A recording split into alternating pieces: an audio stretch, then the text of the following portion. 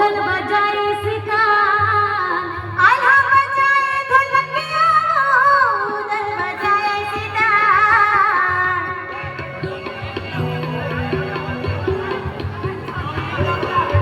गौरी गौरा गाओ तो तुम्हारा इसलिए चढ़े हो, चढ़ा के आए हो, पूरा उतार चाहिए तुम्हारे मन के, समझे? गौरी गौरा के लायक तो तुम्हारे बेटा भी हो नहीं, जब हो तब गाओ, ठीक है?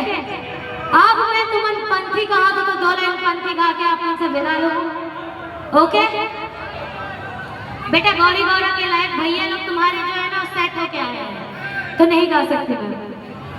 ए सन्ना नन्ना मुन्ना हो ललरा, सन्ना नन्ना नन्ना हो ललरा, ए सन्ना नन्ना मुन्ना हो ललरा, सन्ना नन्ना नन्ना हो ललरा, ए सन्ना नन्ना मुन्ना हो ललरा, ए सन्ना नन्ना मुन्ना हो ललरा, सन्ना नन्ना मुन्ना हो ललरा, ए सन्ना